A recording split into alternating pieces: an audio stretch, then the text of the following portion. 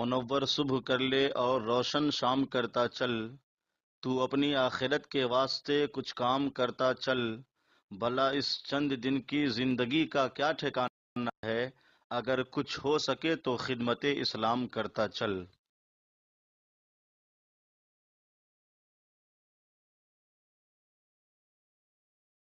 سورہ آل عمران کی آیت نمبر 64 سورہ آل عمران کا 7واں رکوع اور تیسرے پارے کا 15واں رکوع۔ قل اے محبوب آپ فرمائیے، یا اہل الکتاب، اے کتابیوں، اے توریت یا انجیل کو ماننے والوں، یا اہل الکتاب، اے کتابیوں، تعالو، آؤ، الی کلمۃ، ایک ایسے کلمے کی طرف، سواء بیننا و بینکم، جو ہم میں اور تم میں یکساں ہے، برابر ہے۔ یعنی قرآن پاک میں بھی یہی بات لکھی ہے، توریت، انجیل، زبور اور تمام آسمانی کتابوں، صحیفوں میں یہی بات لکھی ہے، تو اسی بات کی طرف آ جاؤ۔ وہ بات کیا ہے؟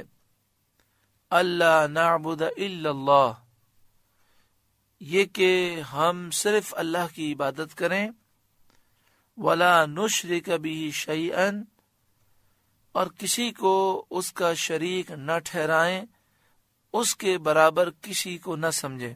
یعنی حضرت عیسیٰ علیہ السلام کو عبادت میں شریک نہ کریں، حضرت عزیر کو نہ کریں، اور کسی کو بھی نہ کریں۔ وَلَا يَتَّخِذَ بَعْضُنَا بَعْضًا أَرْبَابًا مِّن دُونِ اللَّهِ، اور ہم میں کوئی ایک دوسرے کو اللہ کے سوا رب نہ بنا لے، جیسا کہ یہودیوں اور عیسائیوں میں یہ معمول تھا اور اب بھی ہے کہ وہ اپنے احبار کو اور راہبوں کو سجدہ کرتے ہیں اور ان کی پوجا کرتے ہیں۔ فرمایا آ جاؤ اس کلمے کی طرف کہ ہم شرک نہیں کریں گے، اللہ ہی کی عبادت کریں گے، اللہ کے سوا کسی کی پوجا نہیں کریں گے، عبادت نہیں کریں گے، کسی کو خدا نہیں سمجھیں گے، رب نہیں سمجھیں گے، صرف اللہ رب العالمین وحدہ لا شریک کی عبادت کریں گے۔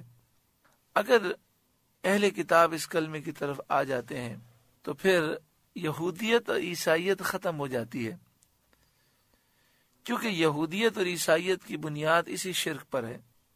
فَإِن تَوَلَّوْا، پھر اگر وہ نہ مانے، فَقُولُوا اشْهَدُوا بِأَنَّا مُسْلِمُونَ، تو اے مسلمانوں تم کہہ دو کہ اے اہل کتاب گواہ رہو کہ ہم مسلمان ہیں۔ اس میں ایک بڑی پیاری نصیحت ہے کہ جب آپ کسی کو نصیحت کرنے جائیں تو آپ کے اندر بہت زیادہ خود اعتمادی ہونی چاہیے، یعنی سامنے والے پر یہ ظاہر کرنا ضروری ہے کہ آپ مانے یا نہ مانے، ہم اس دین پر مضبوط قائم رہنے والے ہیں۔ جب آپ مضبوط ہوتے ہیں تو سامنے والے پر بات کا اثر ہوتا ہے۔ اگر سامنے والا یہ محسوس کرے کہ میں خود اسے کوشش کر کے دین سے ہٹا سکتا ہوں، تو بجائے اس کے کہ وہ دین قبول کرے، وہ ہمیں ہٹانے کی کوشش میں لگ جاتا ہے۔ تو اس لیے فرمایا کہ اگر وہ نہ مانے تو ان کے سامنے یہ اعلان کر دو کہ تم سب گواہ رہو کہ ہم مسلمان ہیں۔ یا اہل الکتاب، اے اہل کتاب، اے کتاب والوں، لِمَ تُحَاجُّونَ فِي ابراہیم، ابراہیم علیہ السلام کے بارے میں تم کیوں جھگڑتے ہو؟ وَمَا أُنزِلَتِ التَّوْرَاةُ وَالْإِنجِيلُ إِلَّا مِن بَعْدِ، اور توریت اور انجیل تو ان کے بعد نازل ہوئی۔ افلا تعقلون، تو کیا تمہیں عقل نہیں؟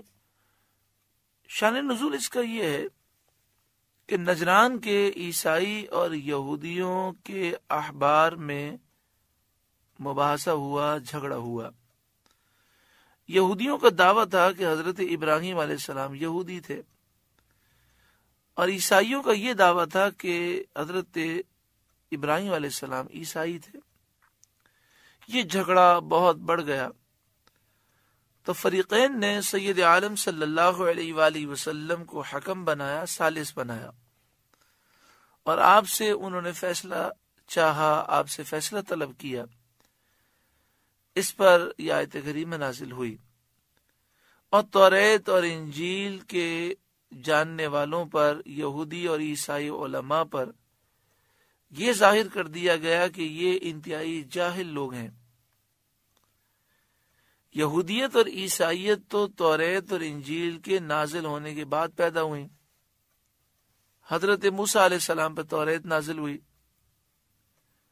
اور موسیٰ علیہ السلام سے سینکڑوں برس پہلے حضرت ابراہیم علیہ السلام ہے.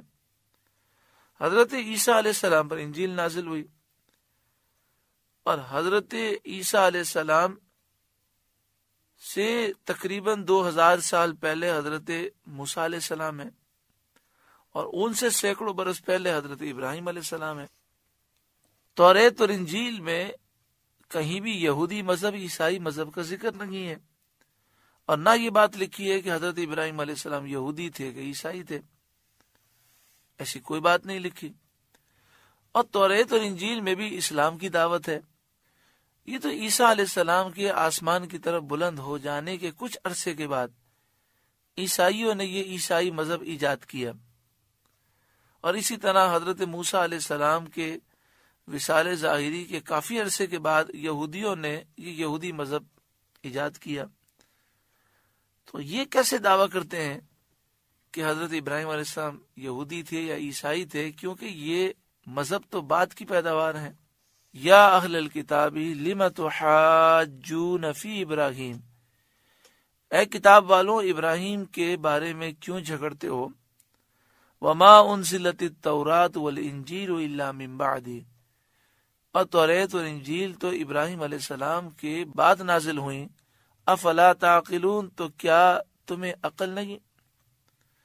ہا انتم ہؤلاء حاججتم فی ما لکم بہ علم، سنتے ہو یہ جو تم ہو اس میں جھگڑے جس کا تمہیں علم تھا. یعنی اے یہودیوں، اے عیسائیوں، تمہاری کتابوں میں اس کی خبر دی گئی تھی کہ نبی آخر الزمان صلی اللہ تعالی علیہ وآلہ وسلم ظاہر ہوں گے. آپ کی نعت، آپ کی صفات کا بیان توریت اور انجیل میں تھا. جب یہ سب کچھ جان پہچان کر بھی تم نبی اکرم صلی اللہ علیہ وآلہ وسلم پر ایمان نہ لائے اور تم نے اس معاملے میں ہم سے جھگڑا کیا، فَلِمَ تُحَاجُّونَ فِي مَا لَيْسَ لَكُمْ بِهِ عِلْمٍ، تو اس میں کیوں جھگڑتے ہو جس کا تمہیں علم ہی نہیں. یعنی حضرت ابراہیم علیہ السلام کو یہودی یا عیسائی کہتے ہو، حالانکہ تمہارے پاس اس کی کوئی دلیل نہیں. واللہ یعلم وانتم لا تعلمون، اور اللہ جانتا ہے اور تم نہیں جانتے. ما کان ابراہیم یہودیا ولا نصرانیہ، حقیقت حال یہ ہے کہ ابراہیم نہ یہودی تھے نہ عیسائی تھے. ولیکن کان حنیفا مسلما، بلکہ ہر باطل سے وہ جدا تھے، مسلمان تھے، وہ اسلام کی دعوت دینے والے تھے، ہر باطل سے جدا تھے. یہودیت بھی باطل ہے، عیسائیت بھی باطل ہے. وما کان من المشرکین، اور ابراہیم علیہ السلام مشرکوں میں سے نہ تھے. تو یہودی بھی شرک کرتے ہیں، حضرت عزیر کو اللہ کا بیٹا کہتے ہیں، ان کی پوجا کرتے ہیں، انہیں خدا الہ معبود سمجھتے ہیں. عیسائی بھی شرک کرتے ہیں کہ حضرت عیسیٰ علیہ السلام کو اللہ کا بیٹا کہتے ہیں، خدا کہتے ہیں، معبود کہتے ہیں، الہ کہتے ہیں، عیسیٰ علیہ السلام کی پوجا کرتے ہیں. یہودی کہتے تھے کہ ہم ابراہیم علیہ السلام کے زیادہ قریب ہیں، ان کو زیادہ ماننے والے ہیں. عیسائی بھی یہ بات کہتے، اور مشرکین مکہ بھی یہ کہتے. وہ کہتے کہ ہم ابراہیم علیہ السلام کے دین پر ہیں. تو اس آیت کریمہ میں یہ بیان کیا جا رہا ہے کہ ابراہیم علیہ السلام کی زیادہ قریب اور ان کے دین پر چلنے والا کون ہے؟ ان اول الناس بابراہیم للذین اتبعوہ، بے شک سب لوگوں سے ابراہیم کے زیادہ حقدار وہ تھے جو ان کے پیروکار تھے، جنہوں نے ابراہیم علیہ السلام کے دور میں ان کی فرمانبرداری کی، ان پر ایمان لائے۔ وَهَذَا النَّبِيُّ، اور یہ نبی صلی اللہ علیہ وسلم، وَالَّذِينَ آمَنُوا، اور ایمان والے، یعنی حضور کے جو امتی ہیں یہ ابراہیم علیہ السلام کو حقیقتاً ماننے والے ہیں۔ وَاللَّهُ وَلِيُّ الْمُؤْمِنِينَ، اور اللہ مومنوں کا مددگار ہے۔ حضرت معاذ بن جبل، حضرت حذیفہ بن یمان اور حضرت عمار بن یاسر رضی اللہ تعالی عنہم اجمعین کو یہودی اپنے دین میں داخل کرنے کی بہت کوشش کرتے اور انہیں یہودیت کی دعوت دیتے تھے۔ جب وہ انہیں اسلام کی دعوت دیتے تو اس کے جواب میں وہ انہیں یہودیت کی دعوت دیتے۔ تو اگلی آیت کریمہ میں یہ بتایا گیا کہ یہ ان کی ہوس بالکل بیکار ہے، یہ یہودی ان صحابہ کرام کو گمراہ نہ کر سکیں گے۔ وَدَّتْ طَائِفَةٌ مِّنْ أَهْلِ الْكِتَابِ لَوْ يُضِلُّونَكُمْ، کتابیوں کا ایک گروہ دل سے چاہتا ہے کہ کسی طرح تمہیں گمراہ کر دیں۔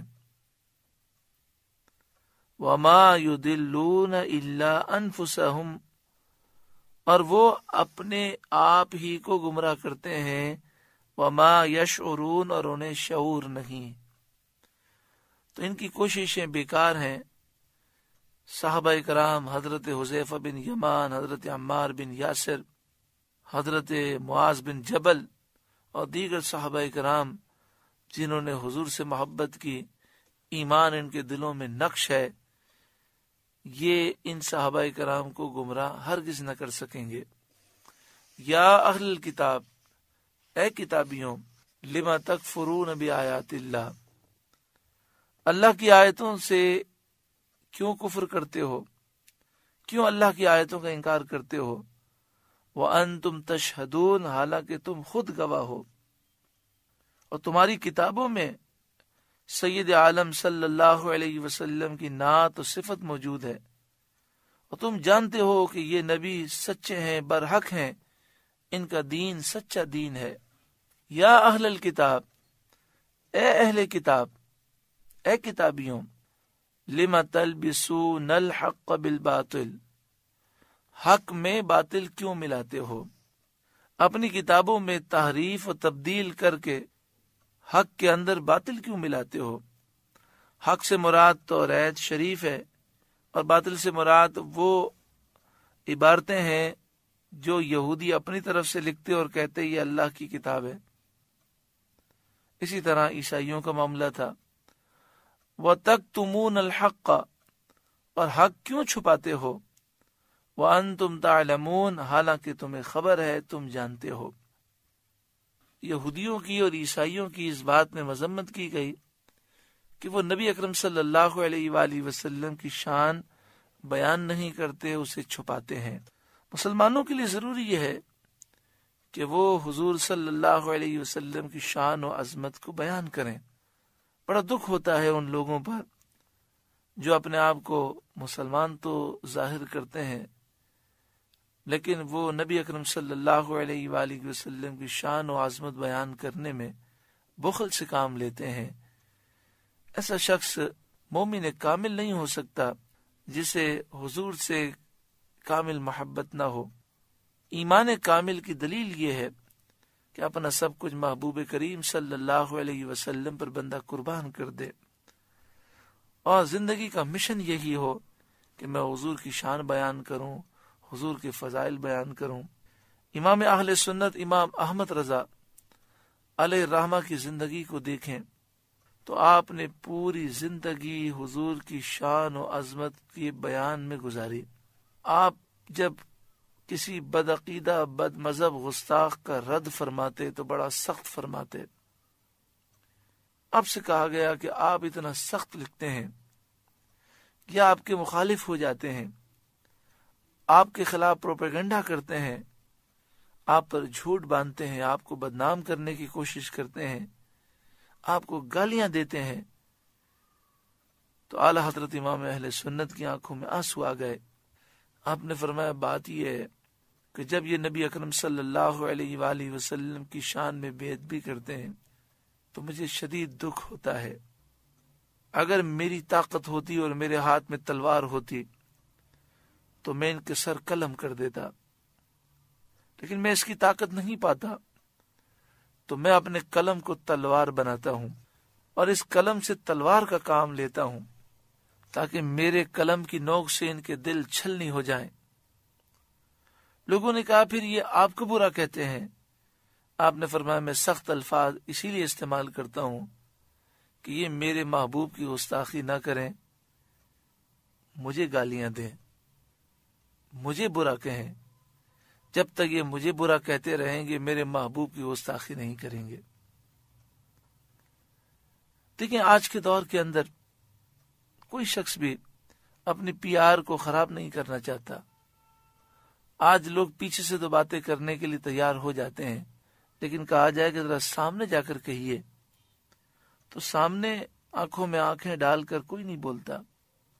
لیکن اعلی حضرت امام اہل سنت نے اپنی عزت کی پرواہ نہیں کی۔ آپ نے انگریزوں کے خلاف لکھا، عیسائیوں کے خلاف، یہودیوں کے خلاف، ہندوؤں کے خلاف، نیچریوں کے خلاف، قادیانیوں کے خلاف، پرویزیوں کے خلاف، جو حدیث کے منکر تھے ان کے خلاف، جو بزرگان دین کی برائی کرنے والے تھے ان کے خلاف، بد عقیدہ، بد مذہب، جو صحابہ کرام کے گستاخ تھے ان کے خلاف، سب کے خلاف آپ نے لکھا اور بالکل واضح الفاظ میں ان کا رد فرمایا۔ یہاں تک کہ جب آپ کا وصال قریب تھا، آپ علیل تھے، تو اس موقع پر وہ فتویٰ لکھا کہ ہندو مسلم بھائی بھائی نہیں ہے۔ جو مسلمان کہلانے والے ہندو مسلم بھائی بھائی کا نعرہ لگاتے ہیں وہ غلطی پر ہیں۔ تو یہ فتویٰ جب آپ لکھوا چکے تو آپ کی خدمت میں عرض کیا گیا کیا یہ فتویٰ آپ شائع کریں گے؟ آپ نے فرمایا ہاں۔ تو آپ سے کہا گیا کہ دیکھیں ہندو، عیسائی، یہودی، انگریز، بد عقیدہ، بد مذہب سب آپ کے مخالف ہیں، اور یہ فتویٰ شائع ہوگا، یہ فتویٰ جو آپ نے لکھا ہے تو جو مسلمان کہلانے والے ہیں، جو ہندو مسلم بھائی بھائی کے نعرے لگا رہے ہیں، وہ بھی سیاسی طور پر آپ کے خلاف ہو جائیں گے، آپ تنہا رہ جائیں گے۔ تو اعلی حضرت امام اہل سنت نے کہا کہ کیا سب حق کہنا چھوڑ دیں تو احمد رضا بھی حق کہنا چھوڑ دے؟ اللہ کی قسم روئے زمین پر اگر کوئی بھی حق بیان کرنے والا باقی نہ رہا تب بھی احمد رضا حق بیان کرتا رہے گا۔ اعلی حضرت امام اہل سنت کے خلاف اخبارات میں پورے فیچر لکھے گئے۔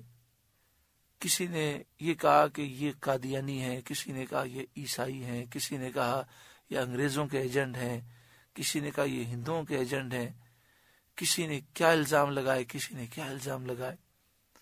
لیکن اعلی حضرت امام اہل سنت حضور کی ناموس پر پہرا دیتے رہے۔